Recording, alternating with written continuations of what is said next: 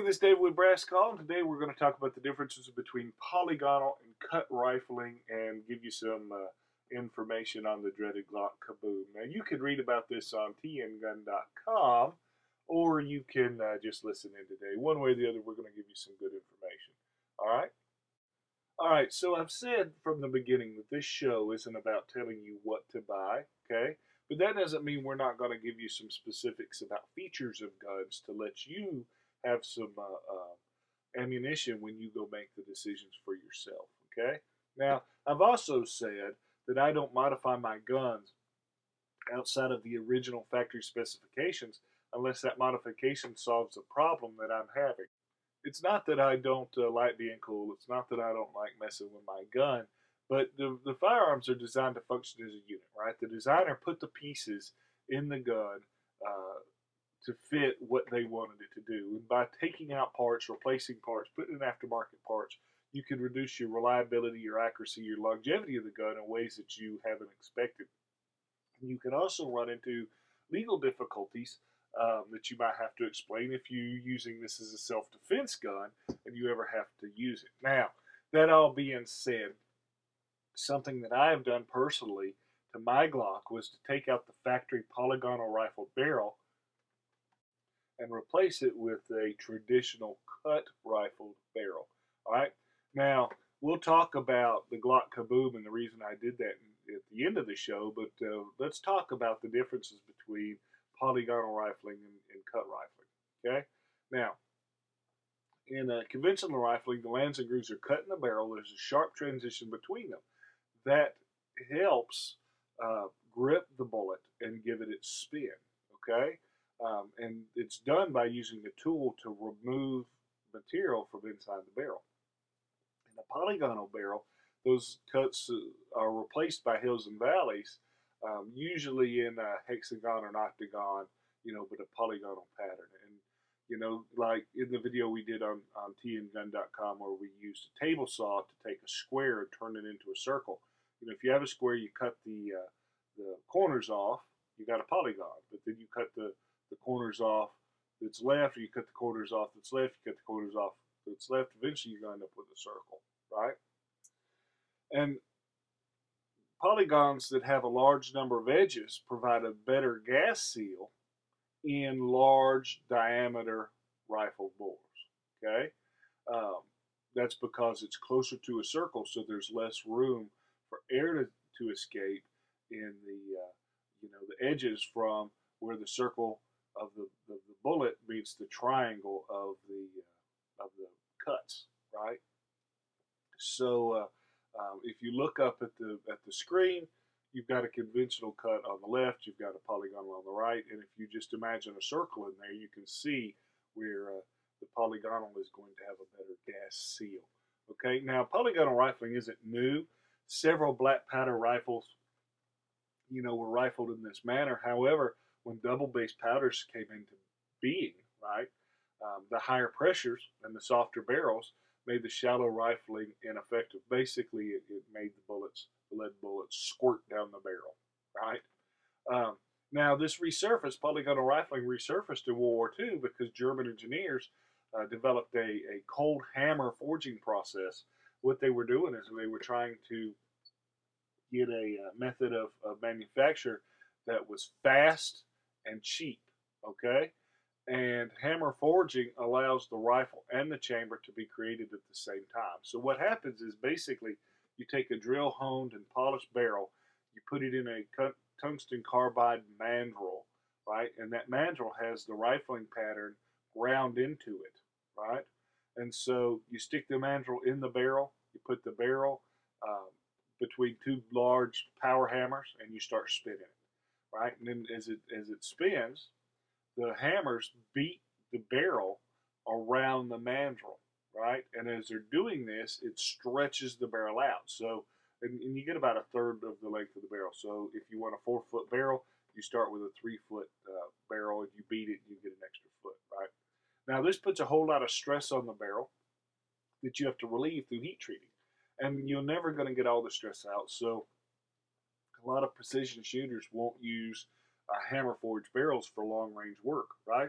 But defensive pistols do not require that sort of extreme accuracy. So the advantages outweigh that in defensive pistols. And the advantages are, the interior finish is very good, and the bore then becomes work hardened. So that means a hammer forged barrel is very, very durable and it lasts a long time. Okay? Now, a lot of pistol manufacturers use polygonal rifling, Glock, HK, CZ, Carr, Walther. They all do it because it has several advantages, right? Because the rifling is not cut into the barrel. You don't have barrel strength being compromised by reduced thicknesses around the grooves, right? Hills and valleys create a slightly smaller bore area, so that gives less room for gas to escape, right? So that provides you a better gas seal around the bullet, which gives you a more efficient use of the combustion gases, which also makes you have a greater consistency in muzzle velocities and in slightly increased accuracy. Because you don't have the cut rifling, you get less bullet deformation, which gives you less drag as the bullet's traveling down the barrel, and that helps increase muzzle velocity.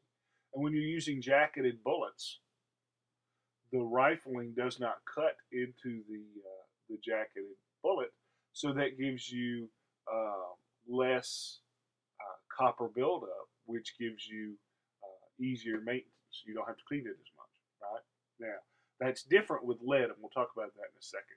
And all these things, the hard barrel, all this less cleaning gives you a longer barrel life, so that's good. Now, polygonal rifling is universally accepted, right? And all defensive pistols pretty much use it, but precision pistols, especially ones used at like IHMSA or bullseye competitions, they typically use the traditional cut rifling because of those barrel stresses we talked about before, right? Now, I don't need a bullseye accuracy in my defensive pistol. I'm shooting, minute of pie plate. If I could get all my hits on a pie plate at whatever combat distance that I'm using, that fits on a man's chest, that's good enough for me, right? So, all my pistols are really more accurate than what I personally am able to wring out of them. They're all more accurate than what I need. So, type of rifling for accuracy purposes really doesn't mess with me. Okay. Now, the reason I replaced my factory Glock barrel with the traditionally cut barrel is not for accuracy. It's for the same reason that the Lee Metfield rifle, which used polygonal rifling, was dropped and replaced with cut rifling in the Lee Enfield rifle. Okay, and it's the cause of what the dreaded Glock Kaboom is, right? And if you look up at the screen, you'll see a picture where I have a picture of a Glock Kaboom. I don't know about you, but I don't want my hand there when that happens. Okay, so anyway, how the Glock Kaboom works is bullets are slightly larger in diameter than their nominal caliber, right? A little bit, a 9mm bullet is actually a little bit bigger than 9mm. And that extra metal gets squeezed by the rifling, right, as the propellant gases push it down the bore. So that extra metal fits in the lands and grooves, or fits in the grooves to provide purchase for the rifling allowance to spin down the bore. Now, conventional rifling has grooves deep enough to accommodate the buildup of lead caused by the friction between the bore and the bullet. In polygonal barrels, more of the bullet is in contact with the bore, so there's less room for those lead deposits. Lead bullets, especially when pushed at high velocities, are basically squirted down the barrel rather than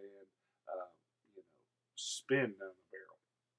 And so you get more lead veneer coating the bore, right? Because lead is softer and it melts at a lower temperature, but mostly because it's softer, right? The hills and valleys have less of a gap to accommodate that buildup of lead, and so as you get more veneer, you get more pressure, right? Kind of like if you eat your double, triple Whopper with bacon and cheese, and have a side of bacon fat to wash it all down. All that gets on your arteries, and as you get plaque on your arteries, the more fat it has a place to catch, and so you more and more and more, and eventually you can't get any blood flow, and you have a heart attack, right? Well, what happens with polygonal rifle shooting lead bullets? lead veneer on top of lead veneer on top of lead veneer. Basically, what happens is you're building up pressure each time because you're making it harder and harder for the bullet to go down the barrel. Eventually, the bullet can't go down the barrel, so the gases have to go somewhere, and they go outward and turn your barrel into a hand grenade. Okay? Now, that's not a problem with jacketed bullets because copper is much harder than lead, and so it resists that shedding. Okay? Now, this is an acknowledged problem, and Glock advises using against lead bullets in their barrels. You know, it's in the manual, says don't do it, right? CAR, HK, you know, everybody who uses polygonal rifle barrels says in their manual not to use it. But Glock really, I guess because they're front of the mind, you know, they have a very good marketing business, so people know Glock. They typically think this is a Glock only problem, and it is not. Okay? So if you do an internet search for the words Glock Kaboom, you'll see a suggestion of additional factors that fit in with Glock's warning, right? Glock's barrels have a fairly sharp transition between the chamber and the rifling, as well as a looser fit in the chamber, right? And so that transitional area between the chamber and the rifle is prone to even more lead buildup if lead bullets are used, right? And that can cause failures to fully return to battery, which allows the gun to fire with the case not fully supported by the chamber, right? That also leads to catastrophic case failure, right? Now, to be fair, leading of the bore happens in all guns. If you're firing high velocity lead bullets, you're going to have bore leading, right? Now, most people, especially old revolver shooters, are going to clear their barrel out. They're going to clean it out, right? But when we talk about Glocks, they kind of fall to their marketing, you know, where you see that test, which means test, not every day, where they shoot the hundreds of thousands of rounds and put the gun in a block of ice and run it over with the truck, whatever, and then they shoot another 100,000 rounds without cleaning it, right? Now, if you've got a defensive gun, you ought to clean it, right? You know, if you've just got a hunting gun or a plinking gun, you ought to clean your gun, right? But a lot of us with Glocks, we don't clean it like we should, and so that makes the leading even more of a problem, okay? Now, I bought a Storm Lake barrel, and that's not a paid advertisement. It's just a statement of fact. There's several people that make cut rifle barrels. I went with Storm Lake because from the reviews, it looked like it was more of a drop-in fit. I didn't want to do any gunsmithing work to get the barrel to fit, and it did. It just dropped right into the barrel. Got it from Midway, and I think it was about $100. I'm pretty sure they're a little more expensive now, right? Now, I have a couple 100 pounds of lead and lead bullet mold, and you know, it's not necessarily cheaper to make my own cast lead bullets, but you know, I'm a prepper, and I want to have that ability to do so if I should need to, right? So unless you cast and reload lead bullets, this probably isn't something that you need to concern yourself with. And if you do cast and reload lead bullets, and you are very, very meticulous, and spend a lot of time cleaning your gun and want to take that risk, you know, you don't need to do it either, right? But this is just something that I've done, and I wanted to share with you. So when you're looking at guns, you can you know, make that decision for your own. So anyway, you can always catch us online at www.tngun.com. And as always, you can email me direct. I'll put my email up at the end of this. If you got any questions, comments, things that you would like to see or to talk about in later upcoming Brass Call episodes. So anyway, I do appreciate talking with you, and it's always a lot more fun when people converse with me. I don't want to lecture, I want to talk. So please email me, give me any comments or you know, questions that you might have, and until next week, we'll see you later.